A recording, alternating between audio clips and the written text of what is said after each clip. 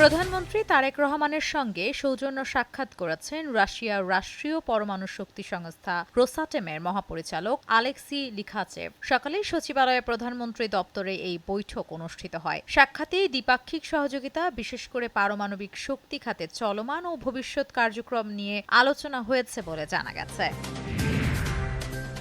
জঙ্গিবাদের মামলার যেসব আসামি জেল থেকে বের হয়েছেন, সরকার তাদের জামিন বাতিলের চেষ্টা করবে বলে জানিয়েছেন প্রধানমন্ত্রী তথ্য ও সম্প্রচার উপদেষ্টা ডক্টর জাহিদুর রহমান। সচিবালয়ের সাংবাদিকদের সঙ্গে আলাপকালে তিনি এই তথ্য জানান। এ সময় প্রধানমন্ত্রী তথ্য উপদেষ্টা আরও জানান, দেশে জ্বালানি তেলের কোনো সংকট নেই এবং বর্তমানে 1,70,000 মেট্রিক টন ডিজেল মজুত রয়েছে। 30 এপ্রিলের মধ্যে আরো ডিজেল আসবে 1,80,000 metric ton, octane 16,000 metric ton, petrol 2,000 metric ton. সুতরাং মজুদের ব্যাপারে কোনো সংকট নেই এবং আমি অলরেডি বলেছি আমাদের পাম্পে যে ভিড় ছিল সেটা যথেষ্ট কমে গেছে। আমরা আশা করছি বাকিটা আর তেমন করে থাকবে না। পারমাণবিক শক্তির ব্যবহারে চূড়ান্ত ধাপে যাত্রা শুরু করেছে বাংলাদেশ। রূপপুর পারমাণবিক বিদ্যুৎ কেন্দ্রের চল্লিতে পারমাণবিক জ্বালানি বা ইউরেনিয়ামের ব্যবহার শুরু হচ্ছে আজ। এর মধ্যে দিয়ে পারমাণবিক শক্তি ব্যবহারকারী দেশের তালিকায় বিশ্বের 33তম দেশ হচ্ছে বাংলাদেশ। কোস্টগার্ডের সক্ষমতা ও পরিধি বাড়াতে বাহিনীটির জনবল বাড়িয়ে 10,000-এ উন্নতি করার পরিকল্পনা গ্রহণ করেছে সরকার। পাশাপাশি আগামীতে এই বাহিনীর জন্য আধুনিক হেলিকপ্টার, রেস্কিউ ড্রোন এবং ম্যারিটাইম সার্ভিল্যান্স সিস্টেম কেনা হবে বলে জানিয়েছেন স্বরাষ্ট্রমন্ত্রী সালাউদ্দিন আহমেদ। সকালে রাজধানীর আগারগাঁয়ে কোস্টগার্ডের সদর দপ্তরে এসব কথা জানান। একটি আধা সামরিক স্বতন্ত্র বাহিনী হিসেবে বাংলাদেশ কোস্টগার্ড এর যাত্রা শুরু হয়।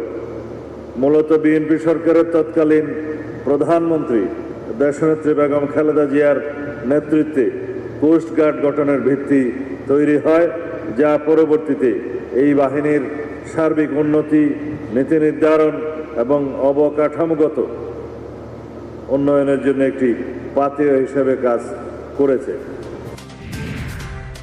দেশের নদীগুলোকে দূষণের হাত থেকে বাঁচাতে কার্যকর পদক্ষেপ নেওয়া ছাড়া বিকল্প নেই বলে মন্তব্য করেছেন স্থানীয় সরকার মন্ত্রী মির্জা ফখরুল ইসলাম আলমগীর। রাজধানীর কাকরাইলে বিশ্ব পানি দিবসের আলোচনা সভায় ডিপ টিউবওয়েলের ব্যবহারের পরিবর্তে সারফেস ওয়াটার ব্যবহারে অভ্যস্ত হতে হবে।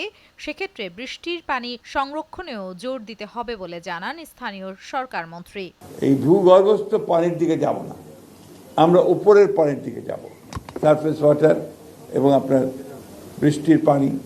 আমি জানি যে আপনাদের অনেকগুলো প্রজেক্ট আছে যেটা শীতলক্ষ্যা থেকে, মেঘনা থেকে পানি নিয়ে এসে ঢাকায় পানি দেওয়ার আপনারা প্রজেক্ট তৈরি করছেন। এটা একটা অনেক ইনসাফিসিয়েন্ট, অনেক কম। তাছাড়াও এই নদীগুলো তো এখন আর আপনার পলিউশন ফ্রি না। চট্টগ্রামের লোহাগাড়ায় একটি মাইক্রোবাস নিয়ন্ত্রণ হারিয়ে খাদে পড়ে 3 জন নিহতর ঘটনা ঘটেছে। এ ঘটনায় গুরুতর আহত হয়েছেন আরও 5 জন। সকালে চট্টগ্রাম কক্সবাজার মহাসড়কে এ দুর্ঘটনা ঘটে। এ ঘটনায় গুরুতর আহতদের উদ্ধার করে বিভিন্ন হাসপাতালে পাঠানো হয়েছে। দেশের বিভিন্ন অঞ্চলে ঘণ্টায় 60 থেকে 80 কিলোমিটার বেগে ঝড়ো হাওয়ার সঙ্গে বজ্রসহ বৃষ্টি হতে পারে বলে পূর্বাভাস দিয়েছে আবহাওয়া অধিদপ্তর। একই সঙ্গে দেশের 4 সমুদ্র বন্দরকে চট্টগ্রাম, কক্সবাজার, মংলা ও পায়রা 3 নম্বর স্থানীয় সতর্ক সংকেত দেখাতে বলা হয়েছে। সন্ধ্যা 6টা পর্যন্ত দেশের অভ্যন্তরীণ নদী বন্দর সমূহের জন্য দেয়া এক বিজ্ঞপ্তিতে এ তথ্য জানানো হয়। এদিকে দেশের উত্তর পূর্বাঞ্চলের হাওর অববাহিকার নদীর পানির সমতল বেড়ে প্রাক মৌসুমী বিপদসীমার উপর দিয়ে প্রবাহিত হতে পারে। এতে সিলেট, মৌলভীবাজার ও হবিগঞ্জের নদী সংলগ্ন নিম্নাঞ্চলে বন্যা পরিস্থিতির সৃষ্টি হতে পারে। হামের উপসর্গ নিয়ে ময়মনসিংহ মেডিকেল কলেজ হাসপাতালের আইসোলেশন ওয়ার্ডে আরও 3 শিশুর মৃত্যু হয়েছে। এ নিয়ে সেখানে 20 শিশুর মৃত্যু হয়েছে। এছাড়া গত 24 ঘন্টায় নতুন করে আরও 32 শিশু ভর্তি হয়েছে। সকালে সহযোগী অধ্যাপক ডক্টর মোহাম্মদ গোলাম মাওলা জানান, তারা হামের উপসর্গ ও নিউমোনিয়া আক্রান্ত হয়েছিল। হরমুজ প্রণালী ও ইরানের বন্দরগুলোতে যুক্তরাষ্ট্রের চলমান অবরোধের অংশ হিসেবে একটি ইরানি পতাকাবাহী তেলের ট্যাঙ্কার জব্দ করেছে মার্কিন নৌবাহিনী। মার্কিন সেন্ট্রাল কমান্ড সেন্টকম বলেছে, তাদের guided missile destroyer USS Rafael Peralta অভিযান চালিয়ে এমটি স্ট্রিম নামের এই ট্যাঙ্কটির থামিয়ে দেয়। সেন্ট্রাল কমান্ডের দাবি, ট্যাঙ্কারটি অবরোধ অমান্য করে ইরানের একটি বন্দরের দিকে যাওয়ার চেষ্টা করেছিল।